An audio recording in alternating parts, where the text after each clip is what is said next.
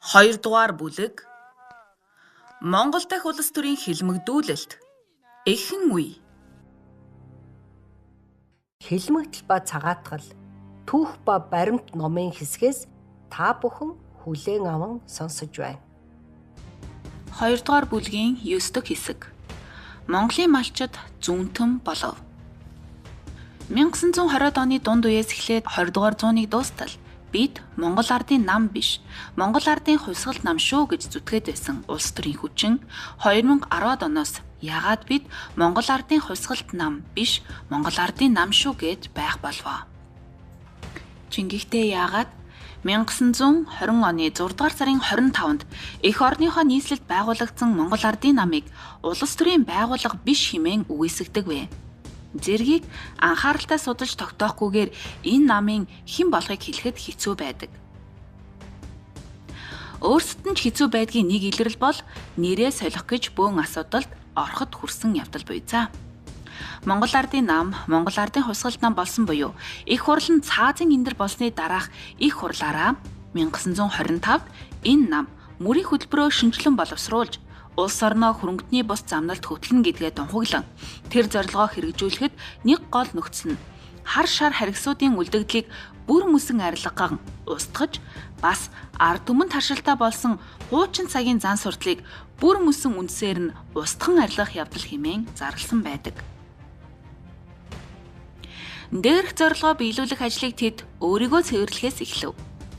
Монгол ардын хувьсгалт намын 6 дугаар их хурлын тогтоолд намд шургалсан феодал болон тогтургүй үйл бүтэх этгээдийг намын игнэнээс шүүрдэн арилгах, ардын хувьсгалын хэргийг урагш түлхэн хөгжүүлэх этгээд нь гагцхүү олон түмэн жинхэнэ ард болох учрыг хизээ ямагт умартаж болохгүй хэмээн заасны дагуу олон удаагийн цэвэрлэлтийг хийжээ. Анхдугаар цэвэрлэлтээр нийт гишүүдийнхэн 90%-ийг хамарч шалгаад 25%-ийг цэвэрлсэн. Бас шинээр илсүүлсэн. Хувьсгалыг гүнзгийрүүлэхэд хамгийн идэвхтэй хүчин болж байсан Монголын хувьсгалч залуучуудын эвлэлийг анх үүсгэж байгуулагдсанаас хойш 5 жил болоход өөрийн жагсаалаас олон мянган гишүүдийг намдаа шилжүүлж өгсөн.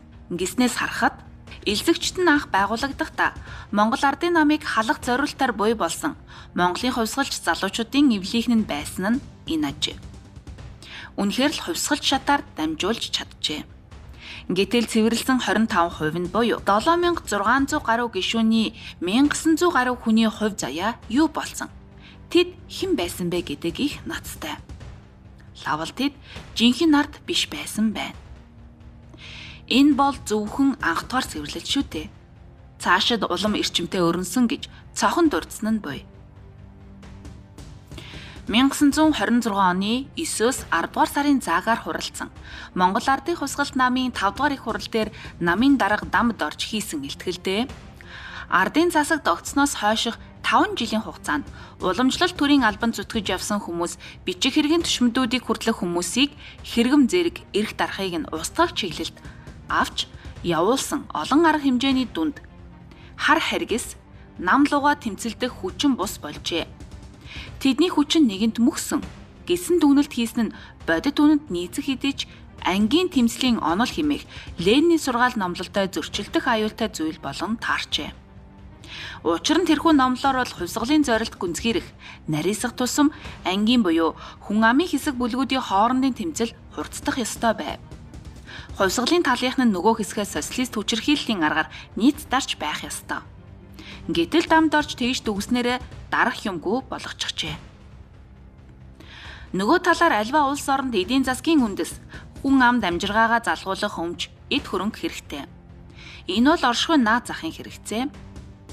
Тэр үед Монгол орн дан ганц мал аж ахуйн орн байв. Олон зууны турш дахиухан малтайгаа үгээгүй ядуусна хүч хөдөлмөрөөрөө туслах буюу зарслагдаж амжиргаагаа залгуулдаг. Баян чинэлэг хийсэн тэднийгээ дэмжлэг дээр оршин тогтнохын зэрэгцээ сайлын хідэн мал тасалж өгөхөөс эхлээд тэднийхээ амьдралыг нь залгуулж ажил зүтгүүлэхийн тулд хүчийг нь сэлбэх хэрэгтэй. Тэдхийн хиндэ хэрэгтэй. Хар харгисууд аюултай хүчин хിവэр байгааг нотлох баримтана. Аймаг хошооны дарга, эрхэлсэн ба шүүхийн дарга, гишүүд, яам тамгын гишүүдийн дотор, тайж, хуучин түшмэл хагасаас илүү хувийг эзэлж байгаа явдал гэсэн байна. Тэгэхээр тэднийг устгах ёстой болж таарлаа. Тэгсэн ч бүлгөө. Тайж нь эзэн Чингисийн уруудмын болон Монголын төрд онцгой гаяа зүтгэл бүхий хүмүүс юм. 1928 оны 1-р сард бүх холбоотны коммунистийн большевик намын төв хорооноос Монгол Ардын хувьсгал намын дарга Дамд Оржид захиа хариулсан бөгөөд уг захианд Монгол Ардын хувьсгалт намын хувьд хамгийн гол аюул бол барууны аюул. Удирдах тушаалт хөдөөнийхнийг онц шийдэмгид дэвшүүлэх нь чухал гэж зав. Эндээс бид юуг харж болох вэ? Нэгдүгээрт баруунтан зүүнтэн гэж ангилаад байгаа нь үзлийн шалгуур буюу гол асуудал бус юм байна. Харин хувьсгалт хийрхлийг ямар хүрээнд хүргэн халдварлуулж болох вэ? Буюу байршил тархалтын хувьд хөдөөгийнхэн олонх гэдэг агуулгаар байжээ гэж ойлгохдохоор байна. Хоёрдугаарт мөн бүх холбоотнуудыг коммунист большевикуудын намын төв хороо энэ чиглэлээр тууштай ажиллахыг заажээ. Энэ нь Монголын удирдагчид ардын нам төрийг ингэтэл хутгаад хаглаад байгаа Коминтерн гихч нь олон улсын хэмжээний зөвлөх төвшний бус харин бүх холбооны коммунист большевикуудын намын бодлого большевик дэглэмийг экспортлогчдол байжээ гэдгийг батлах мэт. Баруунтныг тодруулан шуугуулахын зорилго учир шалтгаан нь тийм аюул бодтой байсанд бус өөр холын зорилгод байсан байна. Тухайлах юм бол намын игнэний дотоод зөрчлийг харагдуулсан, дарагдуулсан хэмээн буруутгах замаар тууштай их орончдыг нам төрийн удирдлагаас зайлуулан оронд нь өөрийн дуулууртай элч нарыг гарган тавих явдал байв.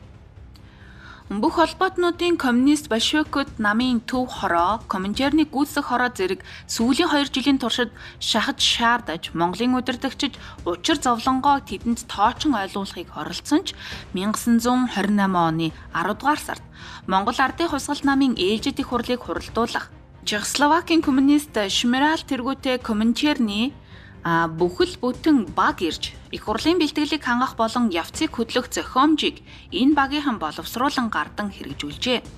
Тухайлбал тэд хөдөөнийхэн сөрөг хүчин бүлгийн намын зүүн жигүүртний гишүүдийн мөрийн хөтөлбөр боловсруулан гаргав. Энэ хөтөлбөрт хутаг туйлгаад сүм хийдүүд феодлын адил эд хөрөнгөний давуу эрхийг эдэлж байна. Намаас тэдний хөхүүлэх нь лам нарын ард олныг мүлжих баяжин нөхцөлийг нь бүрдүүлж улмаар ядуучууд дундчуудыг улам хоосрон үгээрүүлж байна.